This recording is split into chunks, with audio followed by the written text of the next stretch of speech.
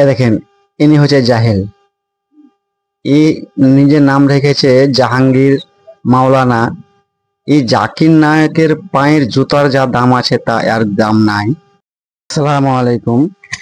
আজকে এমন একজনের বক্তব্য শোনাবো আপনাদের, যা ওর নাম ওর বাবা মা আখিকে দিয়ে নাম রাখছিল জাহিল শেখ, সেখানে ভুল করে হয়ে গেছে জাহাঙ্গীর শেখ।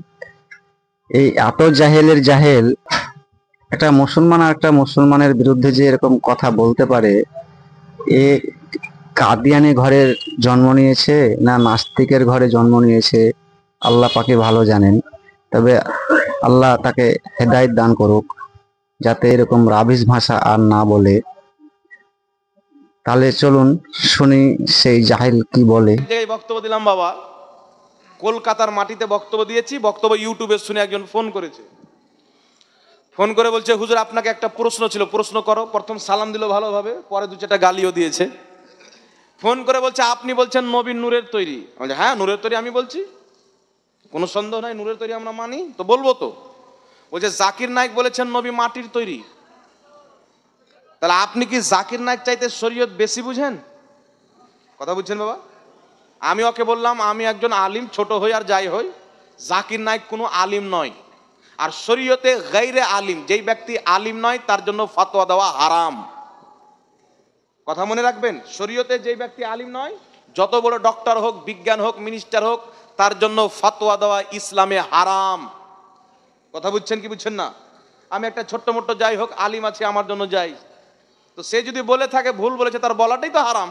এই হারামজাদা বলছে যারা আলেম নয় তাদের ফতোয়া শোনা যাবে না। আলেম মানে কি সেটাই তো ও বুঝে না, এই জাহেল। আমরা যতটুকু জানি যে আলেম মানে জ্ঞানী, যারা অতিরিক্ত জ্ঞান রাখে। তাহলে আপনারা বলুন তো, ডক্টর জাকির নায়েকের থেকে ও নিজেকে জ্ঞানী ভাবছে, ও কতটা জ্ঞানী যে ডক্টর জাকির নায়েকের ভুল ধরে বসে আছে? এবং মানুষের ভুল হতে পারে, কিন্তু এত রাবিশ ভাষায় তাকে অপমান করা ঠিক? জ্ঞানের অর্থটাই সেই বুঝে না। আরো 2 মিনিট আছে, এই 2 মিনিটটা শুনেন কত খারাপ কথা বলে। বলছে আপনার ওইগুলো ফতোয়া আমি মানি না। তো কি মানো? জাকির নায়েক এত হাজার হাজার লোককে মুসলমান করছে, সে বলছে নবী মাটির তৈরি, আপনি বলছেন নবী নূরের তৈরি, আপনি ওর চাইতে বেশি বুঝেন। আমি বলি, জাকির নায়েক কত হাদিস জানে? বলছে 50,000 হাদিস তার মুখস্থি আছে। কত হাজার হাদিস? ওয়াহাবির একটা চরিত্র আছে, কোন মৌলবীকে যদি মানে ওর পায়খানা পর্যন্ত ওষুধ মনে করে খেয়ে নেবে। ওদের মৌলবী যদি বলে খালাকে বিয়ে করে যায়, ওটাই বিশ্বাস করবে। নাহলে নবীর মুখ দিয়ে দুর্গন্ধ বের হতো, এই কথা কেউ বিশ্বাস করতে পারে বাবা? হ্যাঁ, কালকে জালসাতে গিয়েছিলাম 24 পরগনা, কলকাতা পার করে রাস্তাতে আছি, ফোন করেছে। ফোন করে আমাকে বলছে যে আপনি আব্দুর রাজ্জাকের বিরুদ্ধে বলেন কেন? বাংলাদেশের একটা খ্যাপা মৌলবী আছে, ওকে দেখলেই মনে করে নেবেন যে সবসময় গাঁজা খেয়ে থাকে, মানে হুঁশে কোনো সময় থাকে না, বেহুশ থাকে। বাংলাদেশে মাওলানা রাজ্জাক সাহেবের যা মাথার চুলের দাম আছে, তার আর পুরো শরীরের দাম নাই। আর সেই এই জাহেল তাদের বদনাম করছে এই মিডিয়াতে, এই জালসাতে। আরো 2 মিনিট আছে, এই 2 মিনিটটা শুনেন। বলছে না, বলছে আব্দুর রাজ্জাক বলেছে মানে সহি বলেছে। আব্দুর রাজ্জাক যদি বলে যায় তোমার মা খ্যাপা, তাহলে ওটাই বিশ্বাস করলিও তুমি? খালাকে বিয়ে করা যায় বলে তুমি ওটাই করবে নাকি?